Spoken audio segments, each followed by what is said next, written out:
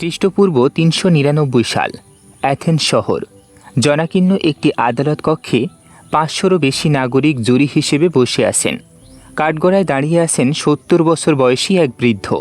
খালি পা, জীর্ণ পোশাক, চ্যাপ্টা নাক আর উঁচু কপালের এক অদ্ভুত দর্শন মানুষ। তার নাম সক্রেটিস। অভিযোগ দুটো, তিনি নাকি রাষ্ট্রস্বীকৃত দেবতাদের অস্বীকার করে নতুন দেবতা প্রচলন করেছেন আর যুব সমাজকে নষ্ট করেছেন। শাস্তি চাওয়া হয়েছে মৃত্যুদণ্ড।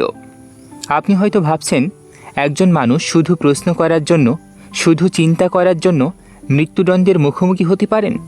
এটা কিভাবে সম্ভব? এই প্রশ্নের উত্তর খুঁজতেই আজকের এই যাত্রা। আমরা পড়ব প্লেটোর অ্যাপোলজি, সক্রেটিসের আত্মপক্ষ সমর্থনের ভাষণ, আর সাথে থাকবে বেলজিয়ান পণ্ডিত এমিল দ্য স্ত্রীকার এবং ওলন্দাজ ভাষাবিদ এস.আর. সিলিংসের প্রায় অর্ধ শতাব্দী ধরে লেখা এক গভীর গবেষণা গ্রন্থ, যা এই ভাষণের প্রতিটি স্তর খুলে দেখায়। প্রথমেই একটা কথা স্পষ্ট করে নেওয়া দরকার, এই অ্যাপোলজি শব্দটার মানে ক্ষমা চাওয়া নয়। গ্রিক শব্দ অ্যাপোলজিয়া মানে আত্মপক্ষ সমর্থন বা যুক্তি দিয়ে নিজের অবস্থান ব্যাখ্যা করা। সক্রেটিস এই ভাষণে এক মুহূর্তের জন্যও ক্ষমা চাননি, বরং তিনি প্রমাণ করার চেষ্টা করেছেন যে তিনি সঠিক ছিলেন এবং অ্যাথেন্সই বরং ভুল করেছে তাকে বিচার করে। এখন প্রশ্ন হলো, এই বিচার আসলে কতটা ঐতিহাসিক সত্য আর কতটা প্লেটোর সাহিত্যিক সৃষ্টি? দ্য স্ত্রীকার এই প্রশ্নটা দিয়েই তার বইয়ের সূচনা করেন। সক্রেটিস নিজে কিছু লিখে যাননি, আমরা তাকে চিনি তার শিষ্যদের লেখার মধ্য দিয়ে। প্লেটো আর জেনোফোন দুজনেই সক্রেটিসের বিচার নিয়ে নিজস্ব সংস্করণ লিখেছেন, কিন্তু দ্য স্ত্রীকার যুক্তি দেন প্লেটোর বিবরণটাই সবচেয়ে নির্ভরযোগ্য, কারণ এটি লেখা হয়েছিল বিচারের মাত্র কয়েক বছরের মধ্যেই, যখন অ্যাথেন্সে অনেকেই বেঁচে ছিলেন যারা নিজের চোখে সেই বিচার দেখেছিলেন। যদি প্লেটো সম্পূর্ণ মন গড়া কিছু লিখতেন, তাহলে তা তৎক্ষণাৎ ধরা পড়ে যেত। সুতরাং এটি ঐতিহাসিক সক্রেটিসের প্রকৃত যুক্তির কাঠামো ধরে রাখে। যদিও ভাষা আর গঠন নিঃসন্দেহে প্লেটোর নিজস্ব সাহিত্যিক প্রতিভার ছাপ বহন করে, কিন্তু কেন এই বিচার হলো? এর পেছনে ছিল রাজনীতি। ৪০৪ খ্রিস্টপূর্বে অ্যাথেন্স স্পার্টার কাছে যুদ্ধে হেরে গিয়েছিল। এরপর ক্ষমতায় আসে ৩০ অত্যাচারী নামে পরিচিত এক নিষ্ঠুর গোষ্ঠী, যারা অ্যাথেন্সে সন্ত্রাসের রাজত্ব চালায়। এই গোষ্ঠীর নেতা ক্রিটিয়াস একসময় সক্রেটিসের সংস্পর্শে ছিলেন। যদিও সক্রেটিস কখনও অত্যাচারীদের সমর্থন করেননি, বরং তাদের একটি অন্যায় নির্দেশ অমান্য করে নিজের জীবন ঝুঁকিতে ফেলেছিলেন। তবু গণতন্ত্র পুনঃপ্রতিষ্ঠার পর অনেক অ্যাথেনীয়র মনে সন্দেহ থেকে যায়, এই লোকটা কি সেই সব বিপজ্জনক তরুণদের শিক্ষক ছিলেন না, যারা পরবর্তীতে গণতন্ত্রের শত্রু হয়ে উঠেছিল?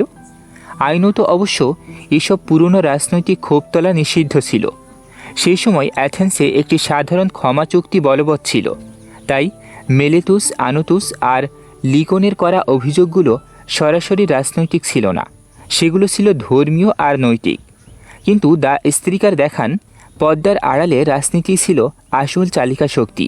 তাহলে সক্রেটিস আসলে কি করতেন যা এত মানুষকে বিরক্ত করত? তিনি রাস্তায়, বাজারে, ব্যায়ামাগারে ঘুরে বেড়াতেন এবং মানুষকে প্রশ্ন করতেন, ন্যায় কি, সাহস কি, ভালো জীবন কাকে বলে? তিনি নিজে কোনো উত্তর দিতেন না, দাবি করতেন না যে তিনি জ্ঞানী, বরং তার পদ্ধতি ছিল মানুষ যা জানে বলে ভাবে তার ভেতরের অসঙ্গতি খুঁজে বের করা। এই পদ্ধতিকে আজ আমরা বলি সক্রেটিক পদ্ধতি। যুক্তি দিয়ে ধাপে ধাপে প্রশ্ন করে সত্যের কাছাকাছি পৌঁছানো। এই পদ্ধতি আজও বিজ্ঞান আর দর্শনের এক মৌলিক ভিত্তি। কোনো ধর্মগ্রন্থ নয়, বরং যুক্তিসঙ্গত সংলাপী সত্য অনুসন্ধানের পথ। কিন্তু এই প্রশ্ন করা মানুষদের অস্বস্তিতে ফেলত। যখন কেউ প্রকাশ্যে দেখিয়ে দেয় যে আপনার নিজের বিশ্বাসের ভিত নড়বড়ে, সেটা অপমানজনক লাগে, বিশেষ করে ক্ষমতাবান প্রভাবশালী মানুষদের কাছে। আর এখান থেকেই জন্ম নেয় এক গভীর শত্রুতা, যার পরিণতি এই বিচার। দ্য স্ত্রীকার আরেকটি গুরুত্বপূর্ণ পর্যবেক্ষণ দেন, প্লেটো এই ভাষণটি কেন লিখলেন? শুধু ইতিহাস রক্ষার জন্য নয়, এর 3টি উদ্দেশ্য ছিল। প্রথমত, এটি একটি প্রতিরক্ষা, সক্রেটিসের প্রতি অন্যায় অভিযোগের জবাব। দ্বিতীয়ত, এটি একটি প্রতিকৃতি, সক্রেটিস আসলে কেমন মানুষ ছিলেন তার একটি অমর চিত্র আঁকা। আর তৃতীয়ত, এবং সবচেয়ে গুরুত্বপূর্ণভাবে এটি একটি আহ্বান, দর্শন চর্চার পক্ষে এক আবেগঘন আহ্বান। প্লেটো চেয়েছিলেন পাঠক যেন বুঝতে পারেন যে শহর সক্রেটিসকে হত্যা করেছে সেই শহরই আসলে হেরে গেছে, আর সক্রেটিস মরে গিয়েও জিতে গেছেন। এখন আমরা প্রবেশ করব সরাসরি ভাষণের ভেতরে। সক্রেটিস কিভাবে তার কথা শুরু করেন, কেন তিনি বলেন আমি একজন ভালো বক্তা নই, এবং কিভাবে বিনয়ের আড়ালে লুকিয়ে থাকে এক অসাধারণ বাগ্মিতার কৌশল ও পুরনো অভিযোগকারীরা। আমরা দেখেছি সক্রেটিস কাঠগড়ায় দাঁড়িয়ে আছেন, 70 বছর বয়সী, খালি পায়ে, মৃত্যুর মুখোমুখি। এখন আসুন শুনি তিনি কিভাবে কথা শুরু করেন। তার প্রথম কথাগুলো ছিল এরকম: অ্যাথেন্সবাসী, আপনারা, আমার অভিযোগকারীরা আপনাদের উপর কতটা প্রভাব ফেলেছে আমি জানি না, কিন্তু তাদের কথা শুনে আমি নিজেই প্রায় নিজেকে ভুলে যাচ্ছিলাম। এত বিশ্বাসযোগ্যভাবে তারা কথা বলেছে, যদিও সত্যি বলতে তারা প্রায় কিছুই সত্য বলেনি। এই শুরুটা শুনতে সাধারণ মনে হলেও দ্য স্ত্রীকার দেখান এটি আসলে এক নিখুঁত রণকৌশল। 4th শতাব্দীর গ্রীসে বক্তৃতা ছিল একটি শিল্প, প্রায় বিজ্ঞানের মতো নিয়মে বাঁধা।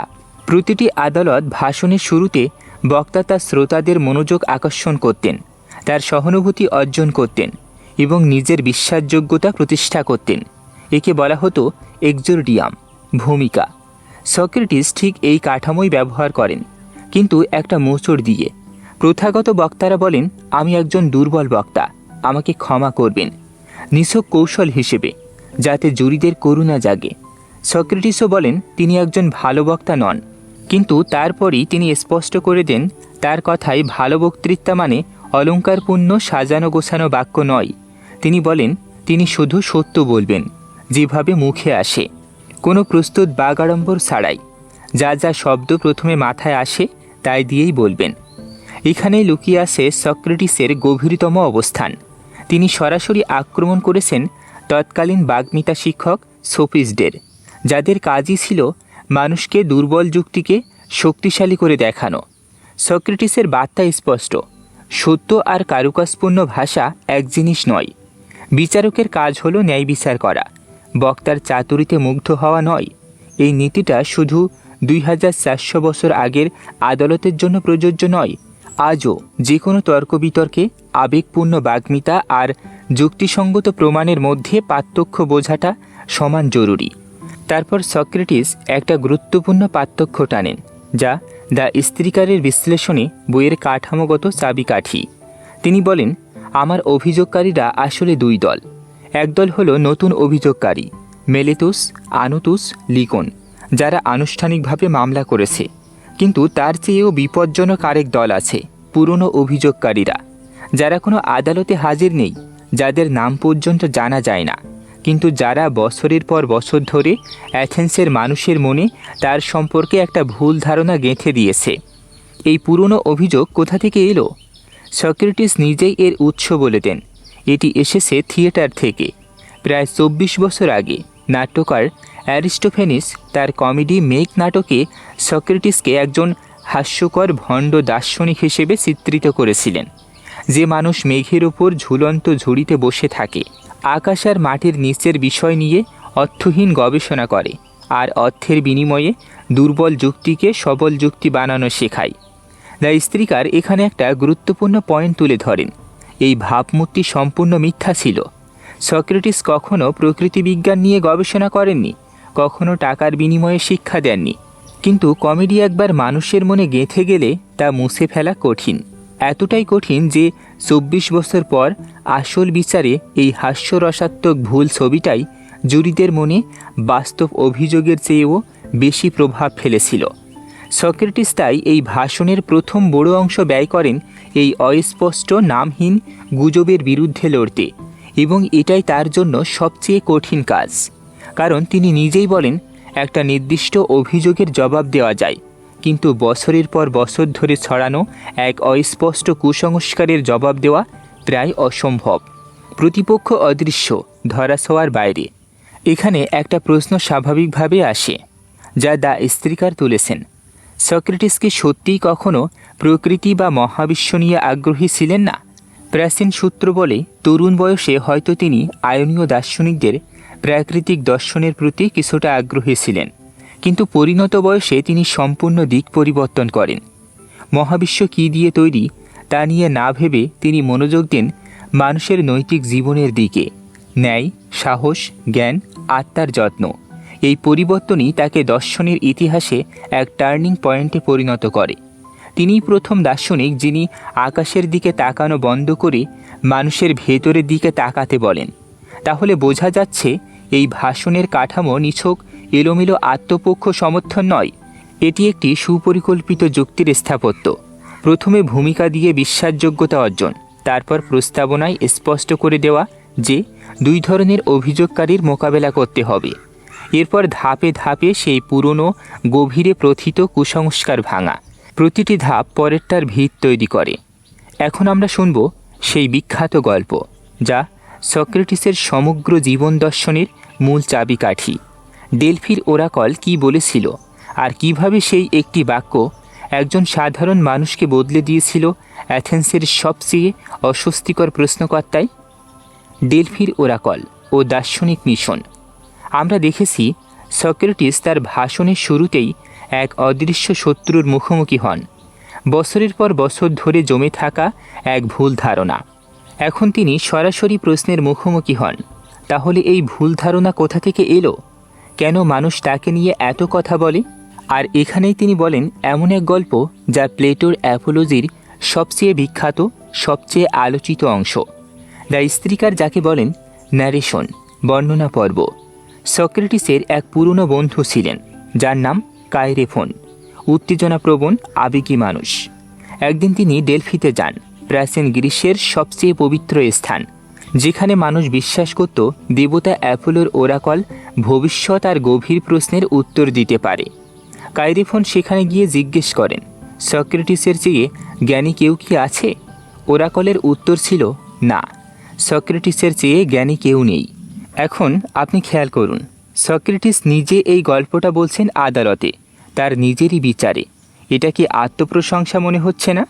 দ্য স্ত্রীকার এখানে একটা চমৎকার সাহিত্যিক পর্যবেক্ষণ দেন। প্লেটো এই ঝুঁকিটা জেনে বুঝেই নেন, কারণ পুরো গল্পের বিন্দু আসলে উল্টো দিকে। কারণ তিনি জানতেন তিনি নিজে কিছুই জানেন না বললেই চলে, তাহলে দেবতা মিথ্যা বলতে পারেন না। কিন্তু এই ধাঁধার সমাধান কি? এখান থেকেই শুরু হয় সক্রেটিসের জীবনের সবচেয়ে গুরুত্বপূর্ণ প্রকল্প। তিনি ঠিক করেন যাচাই করে দেখবেন ওরাকল আসলে কি বোঝাতে চেয়েছে। তিনি অ্যাথেন্সের সবচেয়ে জ্ঞানী বলে পরিচিত মানুষদের কাছে যান। প্রথমে রাজনীতিবিদদের কাছে, যারা নিজেদের প্রজ্ঞাবান মনে করতেন। তিনি তাদের সাথে কথা বলেন, প্রশ্ন করেন, আর প্রতিবারই আবিষ্কার করেন একই জিনিস। এই মানুষগুলো নিজেদের জ্ঞানী মনে করেন, কিন্তু আসলে তাদের ধারণাগুলো যুক্তির চাপে ভেঙে পড়ে। তারপর তিনি যান কবিদের কাছে, ভাবেন তাদের কবিতার গভীর অর্থ নিয়ে প্রশ্ন করবেন। কিন্তু দেখেন কবিরা নিজেরাই তাদের নিজের কবিতার অর্থ ব্যাখ্যা করতে পারেন না, যদিও লেখেন প্রেরণাবশত সুন্দর কথা। শেষে তিনি যান কারিগরের কাছে, এবং এখানে তিনি খুঁজে পান প্রকৃত দক্ষতা, প্রকৃত জ্ঞান। কিন্তু একটা সমস্যা থেকে যায়, এই কারিগররা তাদের কারিগরি দক্ষতার কারণে ভেবে বসেন তারা জীবনের বড় বড় প্রশ্নেও জ্ঞানী। এই ছোট্ট দক্ষতা তাদের এক বিশাল অহংকারে পরিণত করে। এই পুরো অনুসন্ধানের শেষে সক্রেটিস বুঝতে পারেন ওরাকলের প্রকৃত অর্থ। তিনি বলেন, আসলে হে অ্যাথেন্সবাসী, প্রকৃত জ্ঞানী তো একমাত্র দেবতাই, আর মানুষের জ্ঞান বলতে গেলে প্রায় কিছুই না, তুচ্ছ। ওরাকল হয়তো আমার নাম শুধু উদাহরণ হিসেবেই ব্যবহার করেছে, যেন বলতে চেয়েছে মানুষদের মধ্যে সেই সবচেয়ে জ্ঞানী, যে সক্রেটিসের মতো বুঝতে পারে যে তার জ্ঞান আসলে মূল্যহীন। এই মুহূর্তটাই নিজের অজ্ঞতা সম্পর্কে সচেতনতা পশ্চিমা দর্শনের একটি মৌলিক ভিত্তিপ্রস্তর হয়ে ওঠে। এটাকে সরলীকরণ করে প্রায় বলা হয়, আমি জানি যে আমি কিছুই জানি না। যদিও দ্য স্ত্রীকার যত্ন নিয়ে দেখান সক্রেটিসের প্রকৃত অবস্থান আরেকটু সূক্ষ্ম। তিনি সম্পূর্ণ জ্ঞানশূন্যতার দাবি করেন না। তিনি বলেন, নৈতিক আর অস্তিত্বগত গভীর প্রশ্নে চূড়ান্ত নিশ্চয়তা নিয়ে দাবি করার মতো জ্ঞান তার নেই, আর এই সীমাবদ্ধতা স্বীকার করাটাই আসল প্রজ্ঞার শুরু। এটি বিনয় নয়, এটি বুদ্ধিবৃত্তিক সততা, এবং এই সততাই বিজ্ঞানের ভিত্তি। একজন প্রকৃত বিজ্ঞানী কখনো দাবি করেন না তিনি সব জানেন। তিনি প্রশ্ন করতে থাকেন, প্রমাণ যাচাই করতে থাকেন। সক্রেটিস অবিকল সেই মানসিকতার 2500 বছর আগের এক পথপ্রদর্শক। কিন্তু এই অনুসন্ধানের একটা ভয়াবহ সামাজিক পরিণতিও ছিল। প্রতিবার যখন সক্রেটিস কাউকে দেখিয়ে দিতেন তার জ্ঞান আসলে ফাঁপা, সেই মানুষটি অপমানিত বোধ করতেন আর সক্রেটিসকে শত্রু বানিয়ে ফেলতেন। আরও খারাপ ব্যাপার, তার চারপাশে জড়ো হওয়া তরুণরা, যাদের হাতে অবসর সময় বেশি ছিল, তারা সক্রেটিসের সেই পদ্ধতি নকল করা শুরু করে। শহরের গণ্যমান্য মানুষদের প্রশ্নবিদ্ধ করতে থাকে। ফলে ক্রমশ সক্রেটিসের প্রতি এক গভীর ব্যাপক অসন্তোষ জমতে থাকে এবং এখান থেকেই জন্ম নেয় সেই পুরনো অভিযোগ, যার কথা আমরা আগেই শুনেছি। দ্য স্ত্রীকার একটা গুরুত্বপূর্ণ সাহিত্যিক পর্যবেক্ষণও দেন। এই পুরো বর্ণনায় সক্রেটিস নিজেকে চিত্রিত করেন একজন মানুষ হিসেবে, যিনি নিজের ইচ্ছায় এই পথ বেছে নেননি। তিনি বারবার বলেন তিনি এই কাজ করেছেন দেবতাদের প্রতি এক ধরনের কর্তব্য পালন হিসেবে, প্রায় বাধ্য হয়েই। এই চিত্রায়ন কৌশলগতভাবেও গুরুত্বপূর্ণ, কারণ এতে বোঝানো হয় তিনি যদি সত্যিই দেবতার আদেশে এই কাজ করে থাকেন, তবে তাকে শাস্তি দেওয়া মানে দেবতার আদেশকে অমান্য করতে বাধ্য করা। আর এখানেই সক্রেটিস উচ্চারণ করেন সেই বাক্য, যা আজও উদ্ধৃত হয় পৃথিবী জুড়ে: অপরীক্ষিত জীবন মানুষের বেঁচে থাকার যোগ্য নয়। নিজেকে প্রশ্ন না করে, নিজের বিশ্বাসগুলো যাচাই না করে বেঁচে থাকা, সেটা সত্যিকারের বাঁচা নয়, শুধু অস্তিত্ব টিকিয়ে রাখা। এখন আমরা দেখব এই সততাই কিভাবে সক্রেটিসকে সরাসরি আদালতে টেনে নিয়ে আসে, মেলেতুসের মুখোমুখি, যেখানে সক্রেটিস তার অভিযোগকারীকেই জেরা করতে শুরু করেন। মেলেতুসের জেরা আমরা দেখেছি ডেলফির ওরাকল সক্রেটিসকে এক আজীবন অনুসন্ধানে ঠেলে দেয়। মানুষের ভুয়া জ্ঞানের মুখোশ খুলে ফেলার অনুসন্ধান। সেই অনুসন্ধান তাকে নিয়ে আসে আজকের এই আদালত কক্ষে। এখন সক্রেটিস মুখোমুখি হন সরাসরি অভিযোগের, মেলেতুস, আন্তুস আর লিকনের আনা আনুষ্ঠানিক মামলার। দ্য স্ত্রীকার এই অংশটিকে বলেন রিফিউশন অব দ্য নিউ অ্যাকিউজার্স, নতুন অভিযোগকারীদের খণ্ডন। এবং এখানে ভাষণের সুর সম্পূর্ণ বদলে যায়। এতক্ষণ সক্রেটিস ছিলেন বর্ণনাকারী, গল্প বলছিলেন। এখন তিনি হয়ে ওঠেন জেরাকারী। প্রথমে আসুন দেখি অভিযোগটা ঠিক কী ছিল। আদালতে দাখিল করা আনুষ্ঠানিক অভিযোগপত্রে লেখা ছিল সক্রেটিস অন্যায় করেছেন এই কারণে যে তিনি রাষ্ট্র যেসব দেবতাকে স্বীকৃতি দেয় তাদের স্বীকার করেন না, বরং নতুন আধ্যাত্মিক সত্তা প্রবর্তন করেন। আর তিনি অন্যায় করেছেন যুব সমাজকে নষ্ট করার মাধ্যমেও। শাস্তি মৃত্যু। দ্য স্ত্রীকা লক্ষ্য করেন 4th শতাব্দীর অ্যাথেনীয় বাগ্মিতার একটি প্রচলিত কৌশল ছিল প্রতিপক্ষকে সরাসরি জেরা করা, তাকে নিজের মুখেই আটকে ফেলা। সক্রেটিস এই কৌশলটি ব্যবহার করেন, কিন্তু এমন দক্ষতাই যা তার সারা জীবনের অনুশীলনের ফল। তিনি মেলেতুসকে ডেকে প্রশ্ন করা শুরু করেন, সরাসরি আদালতেই। প্রথম প্রশ্ন, যুবকদের কে উন্নত করে? মেলেতুস উত্তর দেন, আইন। সক্রেটিস চাপ দেন, শুধু কি আইন? বিচারকরাও কি? মেলেতুস বলেন, হ্যাঁ, সবাই। শ্রোতারাও, পরিষদের সদস্যরাও, সবাই যুবকদের উন্নত করে, শুধু সক্রেটিস ছাড়া, যিনি নাকি একাই তাদের নষ্ট করেন। এখানে সক্রেটিস তার যুক্তির প্রথম আঘাত হানেন। তিনি একটা সহজ উদাহরণ টানেন, ঘোড়ার প্রশিক্ষণ। ঘোড়া উন্নত করে একজন বিশেষজ্ঞ প্রশিক্ষক, আর নষ্ট করে দেয় অজ্ঞ অদক্ষ মানুষেরা। সবাই মিলে ঘোড়াকে ভালো বানায়, এমনটা তো ঘটে না। তাহলে মানুষের ক্ষেত্রে উল্টোটা কিভাবে সত্য হতে পারে, যে গোটা শহরের সবাই যুবকদের উন্নত করে, শুধু একজন ছাড়া? দ্য স্ত্রীকার এই যুক্তিকে বলেন প্রায় জ্যামিতিক নির্ভুলতার এক নমুনা, সাধারণ বুদ্ধিতেই স্পষ্ট অথচ অখণ্ডনীয়। তারপর আসে দ্বিতীয়, আরও গভীর যুক্তি। সক্রেটিস জিজ্ঞেস করেন, আচ্ছা মেলেতুস, ভালো মানুষদের সাথে কি থাকা ভালো, নাকি খারাপ মানুষদের সাথে? স্বাভাবিকভাবেই মেলেতুস বলেন, ভালো মানুষদের সাথে থাকাই ভালো, কারণ খারাপ মানুষ তার আশেপাশের মানুষদের ক্ষতি করে। সক্রেটিস তখন প্রশ্ন করেন, তাহলে আমি কি ইচ্ছাকৃতভাবে আমার চারপাশের তরুণদের নষ্ট করব, জেনে বুঝে, যখন আমি জানি যে নষ্ট মানুষ আমার নিজেরই ক্ষতি করবে? যদি এটা অনিচ্ছাকৃতভাবে ঘটে থাকে তাহলে আইন অনুযায়ী আমাকে শাস্তি না দিয়ে শেখানো উচিত, নিরিবিলি সংশোধন করা উচিত, আদালতে টেনে এনে মৃত্যুদণ্ড চাওয়া নয়। এই যুক্তিটা দ্য স্ত্রীকারের বিশ্লেষণে বিশেষভাবে গুরুত্বপূর্ণ, কারণ এটি নৈতিক দর্শনের এক গভীর নীতির দিকে ইঙ্গিত করে, যা পরবর্তীতে সক্রেটিসের দর্শনের কেন্দ্রীয় স্তম্ভ হয়ে ওঠে। কেউ জেনে বুঝে খারাপ কাজ করতে চায় না। প্রত্যেক মানুষ যা ভালো মনে করে তার দিকে ছোটে। খারাপ কাজ হয় অজ্ঞতা থেকে, প্রকৃত জ্ঞানের অভাব থেকে, বিশুদ্ধ সচেতন দুষ্টতা থেকে নয়।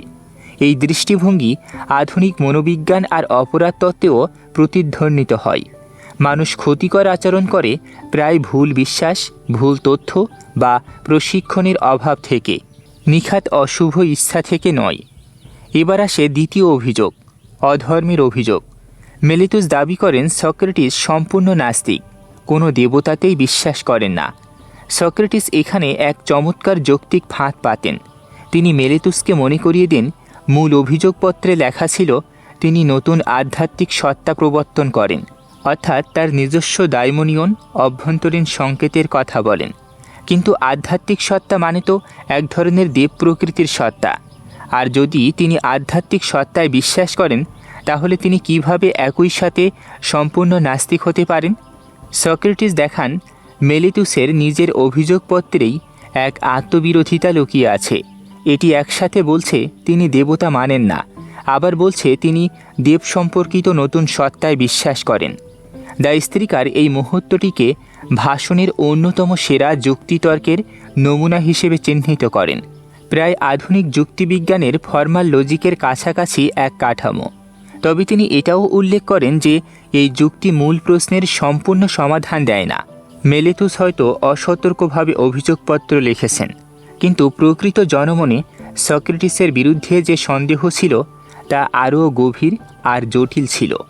সক্রেটিস আসলে প্রচলিত ধর্মীয় আচার অনুষ্ঠানকে ততটা গুরুত্ব দিতেন না যতটা দিতেন যুক্তি আর নৈতিক অনুসন্ধানকে। আর এই পার্থক্যটাই সাধারণ মানুষের কাছে অস্বস্তিকর ঠেকত। এই পুরো জেরার মধ্য দিয়ে একটা জিনিস স্পষ্ট হয়ে ওঠে, সক্রেটিস যা করেছেন তা কোনো আবেগপ্রবণ আকুতি নয়। প্রতিটি ধাপ যুক্তির কাঠামোয় বাঁধা, প্রতিটি প্রশ্নের একটা নির্দিষ্ট উদ্দেশ্য আছে। তিনি প্রমাণ করতে চান এই অভিযোগ তাড়াহুড়ো করে বানানো, চিন্তাহীন, এমনকি অসৎ উদ্দেশ্য প্রণোদিত। মেলিতুস কখনো সক্রেটিসের সাথে সত্যিকারের সংলাপে বসেননি, তার ধারণাগুলো বোঝার চেষ্টা করেননি, শুধু গুজব আর সন্দেহের ভিত্তিতে অভিযোগ সাজিয়েছেন। এখন আমরা দেখব সক্রেটিস কীভাবে এক গভীরতর প্রশ্নের মুখোমুখি হন। এমনকি যদি তিনি টেকনিক্যালি নির্দোষও হন, তবু কি তার এই দর্শন চর্চা চালিয়ে যাওয়া উচিত যখন এটা তাকে মৃত্যুর দিকে নিয়ে যাচ্ছে? আর কি সেই রহস্যময় দাইমনিয়ন যে অভ্যন্তরীণ কণ্ঠস্বর সক্রেটিস সারা জীবন অনুসরণ করেছেন? আপত্তি, দাইমনিয়ন ও শেষ আবেদন। সক্রেটিস প্রমাণ করে দেখিয়েছেন মেলিতুসের অভিযোগপত্র যুক্তির দিক থেকে দুর্বল, এমনকি স্ববিরোধী। কিন্তু এখানেই ভাষণ থেমে যায় না। দ্য স্ত্রীকার দেখান প্লেটো এখন সক্রেটিসের মুখ দিয়ে এক গভীরতর, অনেক বেশি কঠিন প্রশ্নের মুখোমুখি হন। এমন এক প্রশ্ন যা আইনি প্রশ্ন নয়, বরং অস্তিত্বগত। সক্রেটিস নিজেই কল্পনা করেন একজন শ্রোতা তাকে জিজ্ঞেস করছেন, সক্রেটিস, তুমি কি লজ্জিত নও যে এমন এক জীবনযাপন বেছে নিয়েছো যা আজ তোমাকে মৃত্যুর মুখে দাঁড় করিয়েছে? এটাই সেই মুহূর্ত যেখানে ভাষণ তার নৈতিক কেন্দ্রবিন্দুতে পৌঁছায়। সক্রেটিসের উত্তর ছিল দৃঢ়, প্রায় নির্মম যুক্তিতে বাঁধা। তিনি বলেন, একজন মানুষ যখন কোনো কাজে নিয়োজিত হয় তার একমাত্র বিবেচ্য বিষয় হওয়া উচিত সে কাজটা ন্যায়সঙ্গত না অন্যায়। মৃত্যুর ঝুঁকি আছে কি না সেটা বিবেচ্য নয়। তিনি এখানে ট্রয়ের যুদ্ধের বীর আখিলিউসের উদাহরণ টানেন। আখিলিউস জানতেন তার বন্ধুর মৃত্যুর প্রতিশোধ নিতে গেলে তিনি নিজেও মারা যাবেন, তবুও তিনি পিছু হটেননি, কারণ লজ্জাজনকভাবে বেঁচে থাকার চেয়ে সম্মানের সাথে মৃত্যু তার কাছে শ্রেয়স ছিল। সক্রেটিস বলেন, তিনিও একই নীতিতে দাঁড়িয়ে আছেন। তিনি অ্যাথেন্সের সেবায়, দর্শন চর্চায় নিজেকে নিয়োজিত করেছেন। এটা তিনি দেবতার আদেশ বলে বিশ্বাস করেন, এবং এই কর্তব্য থেকে সরে আসা তার কাছে হবে এক গভীর কাপুরুষতা, মৃত্যু ভয়ে নিজের নীতি বিসর্জন দেওয়া। তিনি উচ্চারণ করেন এক অসাধারণ যুক্তি। মৃত্যু ভয় আসলে এক ধরনের প্রতারণা, কারণ এটি এমন কিছু নিয়ে ভয় পাওয়া যা আমরা আদতে জানি না। মৃত্যু ভালো না মন্দ তা কেউ নিশ্চিতভাবে জানে না, অথচ মানুষ ধরে নেয় এটা সবচেয়ে খারাপ জিনিস। সক্রেটিস বলেন, না জেনে কোনো কিছুকে ভয় পাওয়া সেটাই প্রকৃত অজ্ঞতা।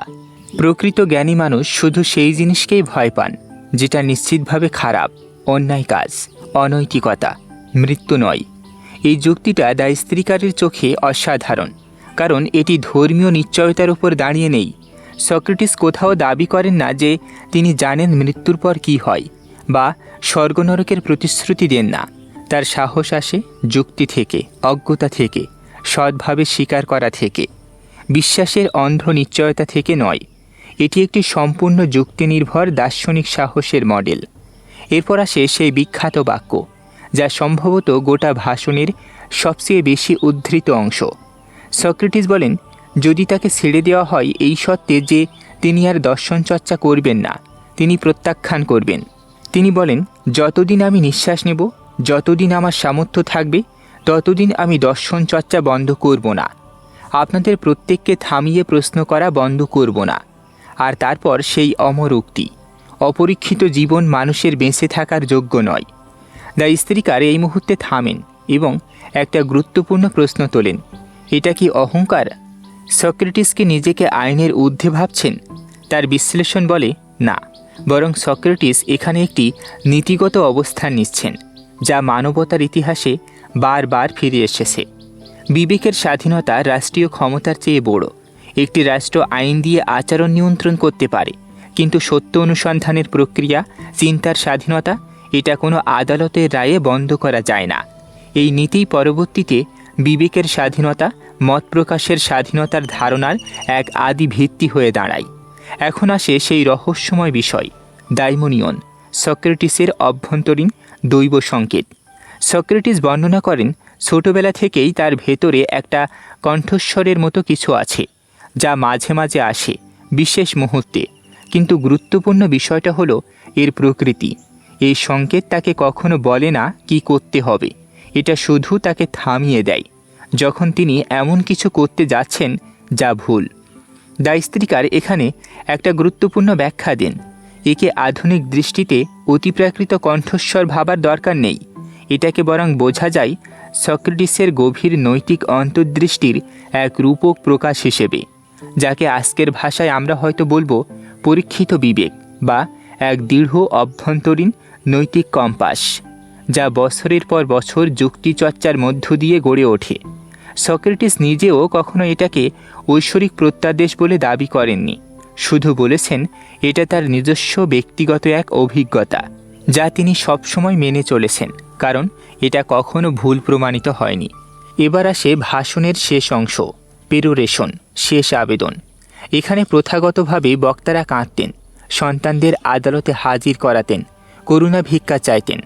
সক্রেটিস স্পষ্টভাবে প্রত্যাখ্যান করেন এই রীতি। তিনি বলেন, তার 3 সন্তান আছে, তিনি চাইলেই তাদের এনে করুণা ভিক্ষা চাইতে পারতেন, কিন্তু তিনি তা করবেন না, কারণ এটা অসম্মানজনক, এবং জুরিদের কাজ হলো ন্যায় বিচার করা, আবেগে ভেসে যাওয়া নয়। এই প্রত্যাখ্যান দ্য স্ত্রীকারের মতে সমগ্র ভাষণের সবচেয়ে দৃঢ় নৈতিক ঘোষণা। সক্রেটিস প্রমাণ করে দিতে চান তার জীবন দর্শন শুধু কথাই নয়, নিজের মৃত্যুর মুখেও তিনি সেই নীতির সাথেই আপোষহীন থাকবেন, যা তিনি সারা জীবন প্রচার করেছেন। এখন আমরা দেখব রায়ের মুহূর্ত, জুরিরা কী সিদ্ধান্ত নেন, সক্রেটিস কীভাবে নিজের শাস্তি প্রস্তাব করেন, আর সেই অবিস্মরণীয় শেষ কথাগুলো, যেখানে তিনি মৃত্যুকে ব্যাখ্যা করেন এক যুক্তিসঙ্গত নির্ভীক দৃষ্টিতে। রায়, শাস্তি প্রস্তাব ও শেষ কথা। সক্রেটিস তার ভাষণ শেষ করেন এক দৃঢ় আপোষহীন ঘোষণা দিয়ে। তিনি করুণা ভিক্ষা চাইবেন না। এখন জুরিরা ভোট দেন। ফলাফল ছিল প্রায় সমান। 500-রও বেশি জুরির মধ্যে মাত্র 30টি ভোটের ব্যবধানে সক্রেটিস দোষী সাব্যস্ত হন। দ্য স্ত্রীকার এখানে একটা গুরুত্বপূর্ণ পর্যবেক্ষণ দেন। এই ব্যবধান এতটাই কম ছিল যে সক্রেটিস নিজেই বলেন তিনি অবাক হয়েছেন যে এত কম ভোটে তিনি হেরেছেন। যদি মাত্র কয়েকজন জুরি পক্ষ পরিবর্তন করতেন, তিনি খালাস পেয়ে যেতেন। অ্যাথেন্সের আইন অনুযায়ী দোষী সাব্যস্ত হওয়ার পর দ্বিতীয় একটা পর্ব শুরু হতো, শাস্তি নির্ধারণের পর্ব। অভিযোগকারীর পক্ষ একটা শাস্তি প্রস্তাব করত, আর অভিযুক্ত ব্যক্তি নিজে পাল্টা শাস্তি প্রস্তাব করতে পারতেন। মেলেতুস প্রস্তাব করেছিলেন মৃত্যুদণ্ড। এখন সক্রেটিসের পালা। এই মুহূর্তটা দ্য স্ত্রীকারের বিশ্লেষণে ভাষণের সবচেয়ে বিতর্কিত, সবচেয়ে আলোচিত অংশ। দ্বিতীয় বক্তৃতা। একজন বিচক্ষণ মানুষ এই মুহূর্তে বিনয়ী হতেন, নির্বাসন বা জরিমানা প্রস্তাব করতেন, জুরিদের সন্তুষ্ট করার চেষ্টা করতেন। সক্রেটিস তার বদলে বলেন তার প্রাপ্য শাস্তি আসলে বিনামূল্যে রাষ্ট্রীয় ভোজনশালায় আজীবন খাওয়ার সম্মান, যা অ্যাথেন্সে শুধু অলিম্পিক বিজয়ী আর জাতীয় বীরদের দেওয়া হতো। শুনতে এটা আদালত অপমাননার মতো লাগতে পারে এবং বাস্তবে এটি জুরিদের প্রচণ্ড ক্ষুব্ধ করে তোলে। কিন্তু দ্য স্ত্রীকার এর পেছনের যুক্তি ব্যাখ্যা করেন। সক্রেটিসের নীতি ছিল শাস্তি প্রস্তাব করতে হয় প্রকৃত অপরাধের ভিত্তিতে। তিনি নিজেকে নির্দোষ মনে করতেন, বরং অ্যাথেন্সের একজন উপকারী নাগরিক মনে করতেন, যিনি বিনা পারিশ্রমিকে মানুষকে নৈতিকভাবে উন্নত করার চেষ্টা করেছেন। তাই তার কাছে সৎ প্রস্তাব ছিল এটাই। তিনি নির্বাসন বা কারাদণ্ড প্রত্যাখ্যান করেন, কারণ তিনি বলেন অন্য কোনো শহরেও তিনি একই কাজ করবেন, তাহলে সেখানেও একই সমস্যা হবে। আর যদি তিনি চুপ থেকে দর্শন চর্চা ছেড়ে দেন বাঁচার সত্ত্বে, তাহলে সেটা হবে তার জীবনের মূল্যবোধের সম্পূর্ণ বিসর্জন। শেষে চাপে পড়ে তিনি একটা ছোট্ট জরিমানার প্রস্তাব দেন, বন্ধুরা মিলে জামিন দেওয়ার প্রতিশ্রুতি সহ। কিন্তু ততক্ষণে ক্ষতি হয়ে গেছে। জুরিরা এবার আরও বেশি ভোটে তাকে মৃত্যুদণ্ড দেন। আর এখানে আসে ভাষণের সবচেয়ে গভীর, সবচেয়ে মানবিক অংশ, থার্ড স্পিচ, তৃতীয় ও শেষ বক্তৃতা। সক্রেটিস এখন দুই ভাগে ভাগ করে কথা বলেন। প্রথমে তাদের সাথে যারা তাকে দোষী সাব্যস্ত করেছেন, তারপর তাদের সাথে যারা তার পক্ষে ভোট দিয়েছেন। যারা তাকে মৃত্যুদণ্ড দিয়েছিলেন তাদের প্রতি সক্রেটিস কোনো ঘৃণা প্রকাশ করেন না, বরং তিনি এক অদ্ভুত ভবিষ্যৎবাণী করেন। তাকে হত্যা করলে অ্যাথেন্স মুক্তি পাবে না, বরং আরও বেশি সমালোচকের মুখোমুখি হবে, কারণ তরুণরা তার কাজ চালিয়ে যাবে। ইতিহাস প্রমাণ করে তিনি সঠিক ছিলেন। সক্রেটিসের মৃত্যুর পর তার শিষ্যরা, বিশেষত প্লেটো নিজে, পশ্চিমা দর্শনের ভিত্তি গড়ে তোলেন। তারপর তিনি ফেরেন তার বন্ধুদের দিকে, যারা তাকে খালাস দিতে চেয়েছিলেন। আর এখানে তিনি বলেন সেই বিখ্যাত অনুচ্ছেদ, যা দ্য স্ত্রীকার মনে করেন সমগ্র প্রাচীন সাহিত্যের অন্যতম যুক্তিসঙ্গত ও সাহসী মৃত্যু চিন্তন। সক্রেটিস বলেন তার দাইমনিয়ন সেই অভ্যন্তরীণ সংকেত সারা সকাল একবারও তাকে থামায়নি, যদিও এটি সবসময় তাকে থামিয়ে দিত যখনই তিনি কোনো ক্ষতিকর কাজের দিকে এগোতেন। এর মানে কি? সক্রেটিসের যুক্তি, এর মানে হলো যা ঘটেছে তা আসলে খারাপ কিছু নয়। এরপর তিনি একটা যুক্তিসঙ্গত দ্বিধা উপস্থাপন করেন, নিছক বিশ্বাসের উপর ভর না করে। তিনি বলেন মৃত্যু দুটোর একটা হতে পারে, হয় এটা সম্পূর্ণ বিলুপ্তি, একটা স্বপ্নহীন গভীর ঘুম যেখানে কোনো চিন্তন নেই। যদি তাই হয়, সক্রেটিস বলেন, তাহলে এটা ভয়ের কিছু না, বরং শান্তির। কারণ পৃথিবীর সবচেয়ে সুখী রাত্রিও এমনই এক স্বপ্নহীন ঘুম ছিল। অথবা মৃত্যু হতে পারে আত্মার এক স্থানান্তর, অন্য এক জগতে যাত্রা, যেখানে তিনি ইতিহাসের মহান মানুষদের সাথে কথা বলতে পারবেন, তাদের প্রশ্ন করতে পারবেন, যা তার কাছে হবে চূড়ান্ত আনন্দ। আর প্রশ্ন করাই তো তার জীবনের সবচেয়ে বড় আনন্দ ছিল। লক্ষ্য করুন, সক্রেটিস কোনোটাই নিশ্চিতভাবে দাবি করেন না। তিনি বলেন না মৃত্যুর পর কি আছে তা তিনি জানেন। তিনি শুধু যৌক্তিকভাবে সম্ভাব্য দুটো পরিণতি বিশ্লেষণ করেন আর দেখান দুটোর কোনোটাতেই ভয় পাওয়ার কারণ নেই। এটাই সক্রেটিসীয় সাহসের প্রকৃত রূপ। অন্ধবিশ্বাসের প্রশান্তি নয়, বরং যুক্তির মাধ্যমে ভয়কে নিরস্ত্র করে দেওয়া। আর তারপর আসে সেই অমর এবং শেষ উক্তি, যা দিয়ে ভাষণ শেষ হয়। এখন সময় হয়েছে চলে যাওয়ার। আমি যাচ্ছি মৃত্যুর দিকে, আর আপনারা যাচ্ছেন জীবনের দিকে। কে ভালো পথে যাচ্ছে তা একমাত্র দেবতাই জানেন। এই বাক্যেই দ্য স্ত্রীকারের বিশ্লেষণ শেষ হয়। কিন্তু আমাদের ভিডিও শেষে একটা কথা বলা দরকার। সক্রেটিসের এই মৃত্যু কোনো পরাজয় ছিল না। 2400 বছর পেরিয়ে গেছে। অ্যাথেন্সের সেই জুরিদের নাম আজও কেউ মনে রাখে না। কিন্তু যে মানুষটা শুধু প্রশ্ন করার জন্য, সততার সাথে অজ্ঞতা স্বীকার করার জন্য প্রাণ দিয়েছিলেন, তার কণ্ঠস্বর আজও বেঁচে আছে। প্রতিটি শ্রেণীকক্ষে, প্রতিটি বিজ্ঞানের গবেষণাগারে যেখানেই কেউ সাহস করে জিজ্ঞেস করে তুমি এটা কিভাবে জানো। সক্রেটিস আমাদের শিখিয়ে গেছেন সাহস মানে ভয়হীনতা নয়, সাহস মানে যুক্তির পথে হাঁটা, এমনকি যখন সেই পথ মৃত্যুর দিকে যায়। প্রিয় শ্রোতা, ভিডিওটি ভালো লাগলে লাইক দিন, চিন্তাশীল মানুষদের সাথে শেয়ার করুন এবং এমন আরও গভীর বই বিশ্লেষণ শুনতে কথনিকাতে সাবস্ক্রাইব করুন। কমেন্টে অবশ্যই আপনার মূল্যবান মন্তব্য লিখে জানাতে ভুলবেন না। ধন্যবাদ।